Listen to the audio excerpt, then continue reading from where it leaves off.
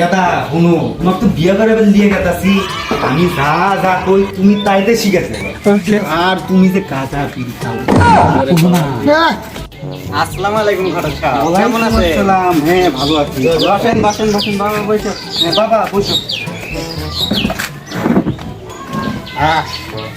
A few moments later. উদ্যোত সাহেব অনেক তো কথা হলো যান মেয়েটারে নিয়ে আসে।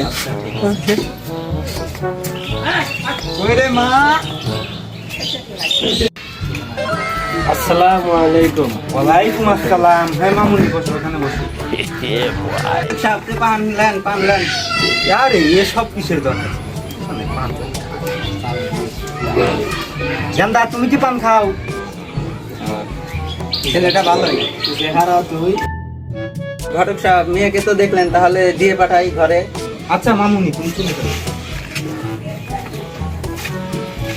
ঘটক সাহেব আপনি তো অনেক যাচাই বাছাই করলেন তো আমি ছেলেকে কিছু প্রশ্ন করি এখন।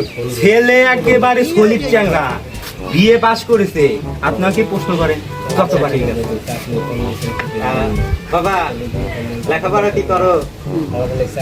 নামাজ পড়ো? নামাজ কয় একটু তো আরে নামাজ হলো 5 ওয়াক্ত তুই পড়ো তার একটু হিতা গাও কে ছেলেটা খুব ভালো ছিল এক একটা একটা কাজ করে তো তাই জন্য এক একটু পড়তে পারে এই কারণে তার ঘটক সাহেব ছেলে তো সন্দেহ লাগতেছে ছেলেকে তো আমার পছন্দ না। আরে কুদ্দুস ভাই আপনি কি বলেন আপনি বিয়ে একটা পবিত্র জিনিস আপনি বিয়ে ভাঙতে চাচ্ছেন কেন 10,000 টাকা আপনি কম দেন না ঘটক সাহেব। আরে তাহলে আরো 10,000 টাকা কম হ্যাঁ 10,000 টাকা 20,000 টাকা 10,000 20,000 টাকা হুম। আচ্ছা ঠিক আছে আমি এই বিয়েতে রাজি। সুবহানাল্লাহ মাশাআল্লাহ আলহামদুলিল্লাহ ছেলে তোমার বিয়ে কমপ্লিট চলো যাই